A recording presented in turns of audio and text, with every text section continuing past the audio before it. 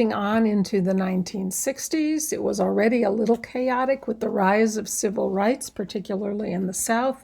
So underneath all that placid surface in the 50s, you have the threat of atomic power blowing us all up, duck and cover drills, which were ridiculous, and the rise of the civil rights movement. So we already have the beginnings of chaos. When you get to the 1960s, it is total chaos. And this is the decade I was raised in, and most of your grandparents, some of your parents were raised in. Very, very different times. The first slide there is the text, the background of the 1960s. There are two major figures here that dominate the decade, of course, and they are linked together tragically and otherwise, like Teddy Roosevelt and Woodrow Wilson, Franklin Roosevelt and Hoover. Here you have LBJ and JFK. If the 50s were a decade of stability, the 1960s are a decade of instability. There is chaos in the 60s. So these two guys, very powerful politicians in their own ways, are both Democrats. It is a Democratic decade. Eisenhower was the figure in the 50s, and he is Republican. They had similar ideals. They were raised in the New Deal, supported the New Deal, believed in government action to help people, and government action in the economy as well. They really are the last of the New Deal presidents. They are also both what we would call Cold War liberals. What does that mean? They are very anti-communist. Remember the era that they were raised in, but socially liberal. So in terms of military, very conservative. In terms of social programs, very liberal. Cold War liberals. They both got ahead by playing power games of different kinds. They both were very good at pressuring people in different ways. Very much an odd couple. I'm going to start with JFK. JFK was a multimillionaire, clearly very handsome, came from Massachusetts, old political family, graduated Harvard, a law degree, very well educated, handsome, charming, great, terrific charisma, very witty, very relaxed, very confident. His administration, the 3 years he was in office, the White House was called Camelot, that imaginary kingdom from the Middle Ages that King Arthur ruled. He had children. And when you think about it, we don't see kids in the White House that often. Obama had kids, and they were pretty much off limits, which I think is a great idea. In the 60s, JFK's kids were all over the place, and they were not all off limits. They were photographed all the time. They were in the public eye. People loved this, just like they loved Teddy Roosevelt's kids. So if you look down on those slides, you can see JFK's family, slides 5 and 6. He has little kids. They have donkeys and ponies and dogs and puppies and ducks and everything around. People loved this. Very charismatic, the whole family was. Jackie Kennedy was movie star glamorous and a very snappy dresser. Whatever she wore, everybody would run out and buy copies of it. They also, in the middle of JFK's presidency, Jackie Kennedy was fairly young. She was pregnant, and she lost the third baby. The third baby was born prematurely, and at that time, they didn't have the technology to save it. Today, that child probably would have survived. LBJ, on the flip side, comes from rural Texas, from right up the road here, Stonewall, Texas, less than an hour from Austin, maybe half an hour's drive. Ranching family, not a poor family, middle class, average ranching family. And unlike Harvard degrees, he got an education degree from Southwest Texas. He was not charismatic. He was not handsome. He had absolutely no class and deliberately showed that he had no class. He was very earthy. He was very crude. He told off-color jokes. He would pick his nose in public. He would scratch his crotch in public. I mean, things that, oh, come on, you'd never do it today. But he did this, and he did it knowing he was doing it to show that I'm just a good old boy, basically. But his family, which I'll talk about later, his family had a long tradition of standing up for the rights of minorities. So JFK, everybody in the world knows JFK. Why? he was assassinated. If he had not been assassinated, probably most of the world would still have known JFK. He is elected in a very, very close election in 1960. The first televised debates, which you see in the second slide, JFK is running against our good friend Richard Nixon, who was Eisenhower's vice president. JFK is only 43 years old. Before Obama, he was the youngest president elected. And he's very charismatic, he's very tan, he's an outdoorsman, he goes sailing. And during this debate, Richard Nixon had just gotten over an illness, so he was very pale, and they told him put some makeup on. He said, no, I don't want to put any makeup on. So he didn't look good. He was much older. He is not clearly a handsome figure, and he was also very nervous. Richard Nixon was never comfortable in front of cameras, in front of microphones, where JFK was. They both had the same position. If you listen to the debates, you would say they were even, or maybe even Richard Nixon won. But if you watch the debates, and this is the first televised debate, and by 1960, everybody has a television. If you watch the debates, clearly the public favored John F. Kennedy. He was much more relaxed. He's charming. He has a much better atmosphere in front of the TV cameras. 70 million votes were cast. The difference was 0.2%, 100,000 votes difference. And this is a great example of does your vote count? Absolutely. It was one vote per precinct, less than that elected Kennedy. Nixon won 26 states, but Kennedy won the election again because we have the Electoral College, and he won the popular vote. People voted against Kennedy. A lot of people had doubts about Kennedy for one reason: he was Catholic. And this was a huge issue in 1960, if you can imagine that. Today, if we had a Catholic running for president, nobody would even blink about it. We just had a Mormon running as a presidential contender in the last election, Mitt Romney from Utah. And the whole issue of religion was never touched on. Actually, when people did bring it up, Romney said, I'm not talking about religion, and that was the end of it. But in 1960, being Catholic was a disqualification for a lot of people. So, the Kennedys have a very interesting backstory.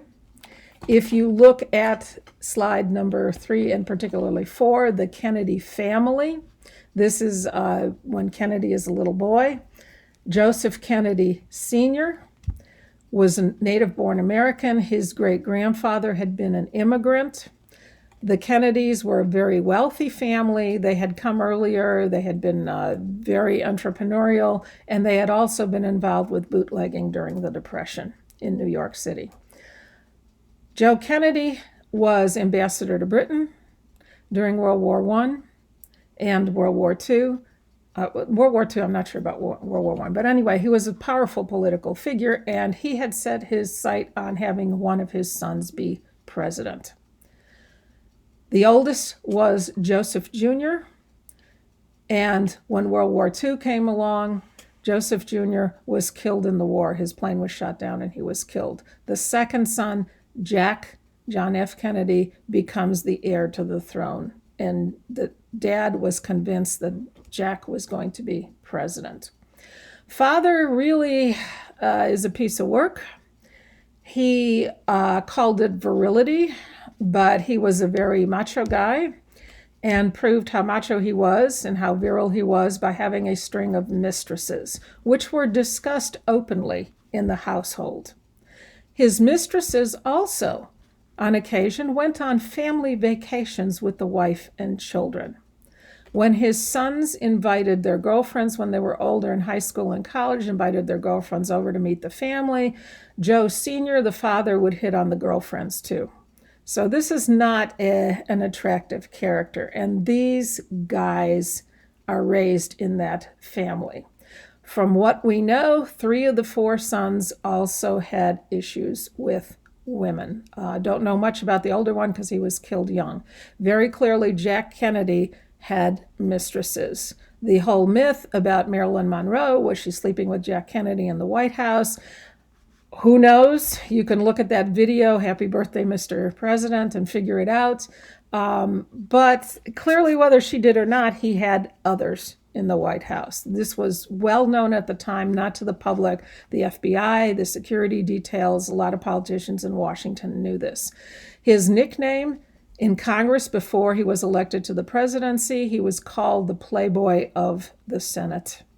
So that tells you something. The youngest son, Edward, also had issues with women for a long time, particularly in his youth. The one, as far as we know, that didn't was Bobby, the third son. He married young. He had 9 children very quickly, and he married a woman with an iron backbone who said, you even try it, and that's the last thing you'll ever do. And as far as we know, Bobby Kennedy didn't fool around with women. So Jack Kennedy has this background. He has, in addition, allergies. He had some defects in his back. These were congenital. He was born with it. So he had back problems all of his life. And he had Addison's disease, which creates muscle tremors. So he had some real physical issues. But the dad, to show how macho he was, insisted that all 4 of the boys had to play football. Nothing common feasible, but football, tackle football as young kids. As a result, Jack Kennedy spent a good portion of his childhood either on crutches or in bed with injuries from football, but he didn't have a choice of doing it. Dad insisted that he do it. Okay, so he wasn't married as a senator. He came up through representative from Massachusetts, then a senator from Massachusetts, but he marries Jackie Kennedy right before he runs for the presidency, just a couple years before. Why? Because we like married presidents. And certainly she was an asset to him. People loved her, and the kids were a huge asset. In 12 years that he spent in Congress, he did almost nothing. He considered Congress unimportant, that the president was the important one.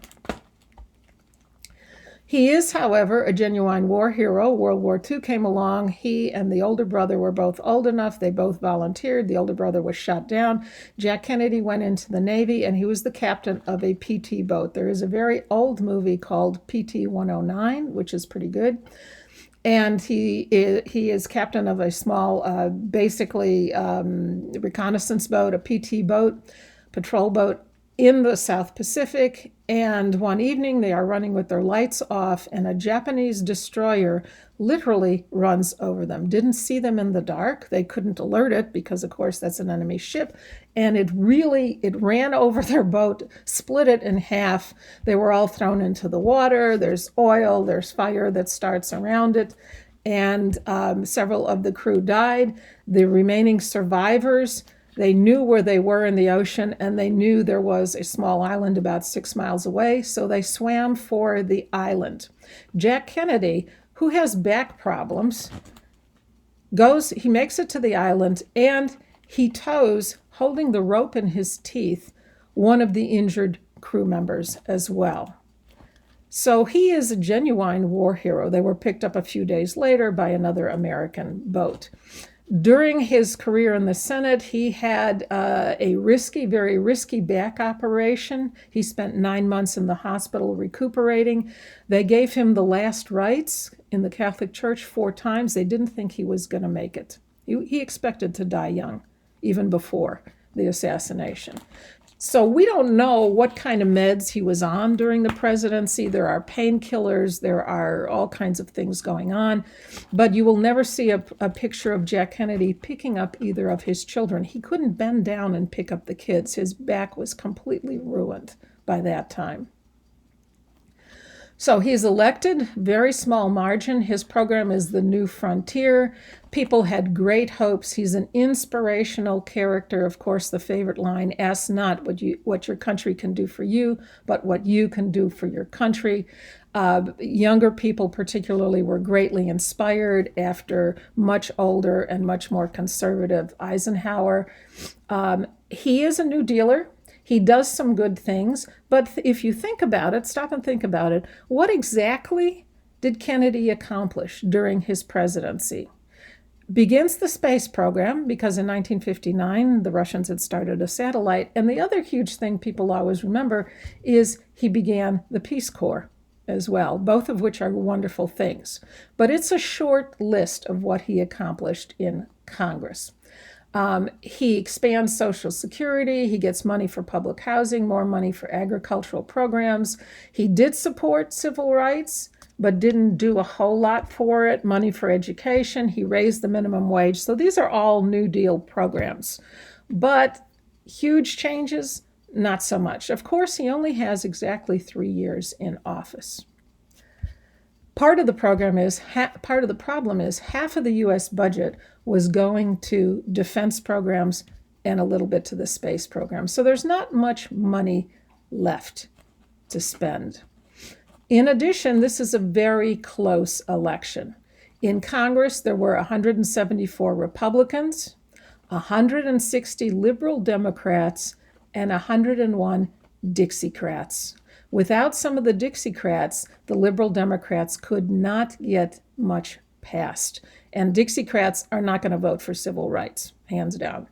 So he has to be very careful not to antagonize the Dixiecrats, which is why not much got done with civil rights. In addition, Kennedy didn't think much of Congress, even though he's an ex-congressman. He was not what we would call a good politician today. He had charm, he had style, but he didn't work very hard on convincing congressmen. He didn't have a lot of firsthand contact with congressmen when he wanted a bill passed or when he was promoting some program. He did not go down to Congress and talk to people. He did not invite them up for breakfast at the White House. He would send subordinates. He would send lower-ranked people. This doesn't play very well at all. You're a very important senator from the state of Texas, and he's sending some lower rank guy instead of himself.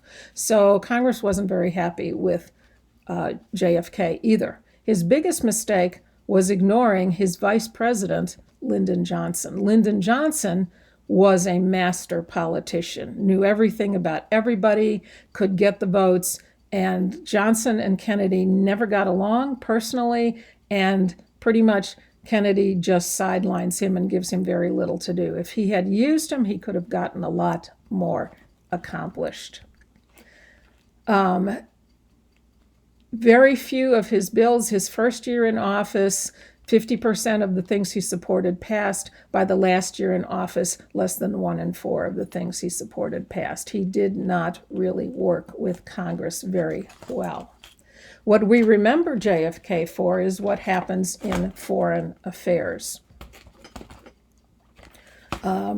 Actually, before I get there, let me talk about the assassination. If you're ever in Dallas, do go to the book depository. It's right off the highway. It is not only a museum about the assassination, it is a museum about the Kennedy presidency. I hadn't been to it until about 2 years ago. It's quite good. It's really, really worth going to see. The slide number 7, the picture, one of the pictures we always remember, of course, Kennedy is in Dallas, and he is shot and killed. He doesn't die instantly, but he dies on the operating table several hours later. All kinds of conspiracy theories. I'm not even going to go into that at all. There were Russian connections with the assassin. As far as we know today, he was a lone wolf, but we don't know everything because he himself was assassinated by a Kennedy admirer just a couple days later. So we will probably never know the truth about the Kennedy assassination. As far as we know, it was a lone wolf. Okay, but this is the first presidential assassination that we have had since McKinley, since 1900.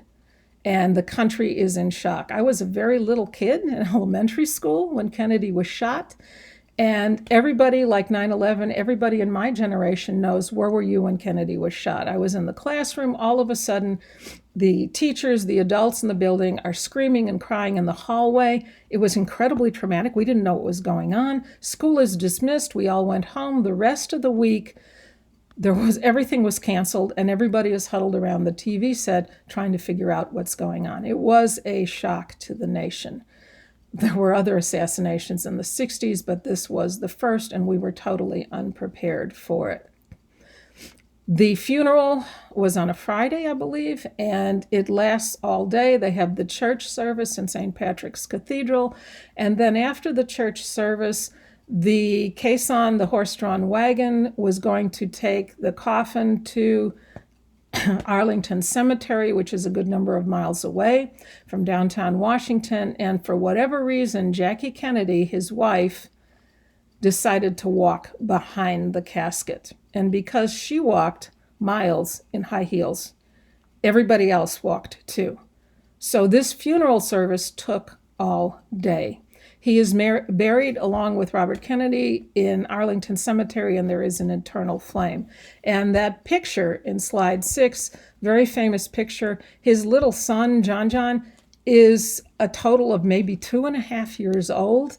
And we were all in hysterical crying because as the wagon goes by, little John was trained to salute soldiers in uniform. So he is saluting his father's casket. He doesn't know what's going on. He doesn't know his father has been assassinated.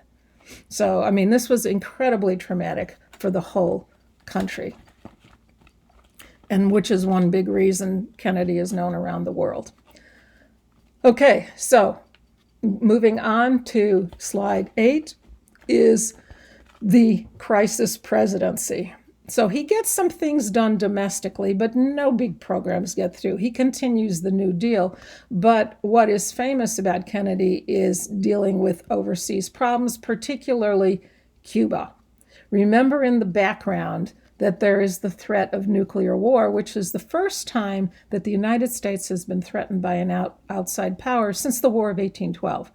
We're an island. We have Canada and Mexico. We don't worry about attacks from outside. Now we have nuclear power, and the Russians in 1959 have Sputnik, and we're worried.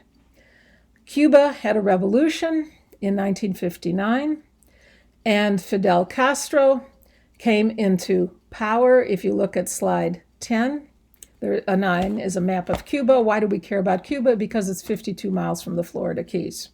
It is less than 100 miles from Miami.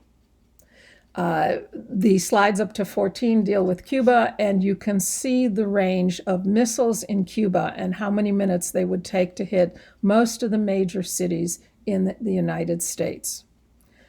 Castro came into power. He was an avowed communist. This was not a Russian-sponsored revolution. They were delighted to hear about it, but this is a revolt of the Cuban people against the very small, very wealthy control of the wealthy in Cuba. Most people were dirt poor peasants, and the wealthy were running the country. So this is a revolt that the Cuban people support in the beginning. Of course, once Castro gets in power, things change a little bit. He becomes a ruthless dictator. And if you had any money or any assets, you left Cuba. And where did you go? You went to Miami. You went to Florida. So Miami today is called Little Havana for a reason. The people who left, not all of them, but the majority were people with assets. They got their assets out of Cuba. If you were a dirt poor peasant, number one, you couldn't go. Number two, you didn't want to go in the beginning because Castro was supposedly speaking for you. America's response, since Cuba is now under a communist person, is that we cut them off completely. As a result, Castro does, in slide 10, turn to Russia. The person he's holding hands with is Nikita Khrushchev, who was the premier of Russia. So he looks for Russian support since the United States cut them off completely diplomatically and economically. Everybody knew that Castro had been put in power by the Cuban people, at least in the beginning. But JFK has a problem because he is a young president. He is standing up against Russia, the containment system, and he has to look tough. And this is where the whole macho thing with his father comes in. It was very important for JFK to show that he was a tough guy. He had been raised that way. The CIA comes to Kennedy with a plan to invade Cuba and overthrow Castro. JFK did not organize it, but he approves the plan. And when things started to go bad, he didn't cancel it. This was the Bay of Pigs disaster. Bay of Pigs is the place they landed. It is a small bay on the coast. 1,400 Cuban exiles in the Miami area organize. They are going to invade Cuba with the help of the CIA and take back their country. Totally mismanaged. There were 3 CIA operatives leading it. Only one spoke any Spanish, which is not good if you're invading a Spanish country. One of the others was a guy who was heavily involved in Watergate later on. It is not a surprise invasion. The Cubans knew 2 months ahead of time what was going on. They picked a lousy place to land, not an opportune place, and they put all of their communication equipment in one boat, and that boat sank. So they're basically running around blind. 500 were killed, the rest captured. They were later exchanged, basically ransomed out. JFK, when asked about it, disavows any knowledge of it. I don't know anything about this operation at all. But we failed to invade Cuba. We failed to remove Castro. There are a number of attempts to assassinate Castro later, many of them run by the CIA. When the CIA failed, the mafia went in and tried to assassinate Castro. They also failed. Why the mafia? We don't know the whole story. Were there contacts with the CIA? Possibly. Remember, the Kennedy family was bootlegging, also had contacts with the mafia from the 1930s. But the point is that there were a number of assassination attempts on Castro. They all failed. Not surprisingly, Castro is worried about Americans trying to kill him, and he turns to Russia again. The Cuban Missile Crisis is the Russian involvement. By 1962, there is definitely Russian involvement in Cuba. The truth was that the ratio of missiles between the United States and Russia, for every 1 missile the Russians had, we had 4. So they were not overwhelmingly superior in missile power.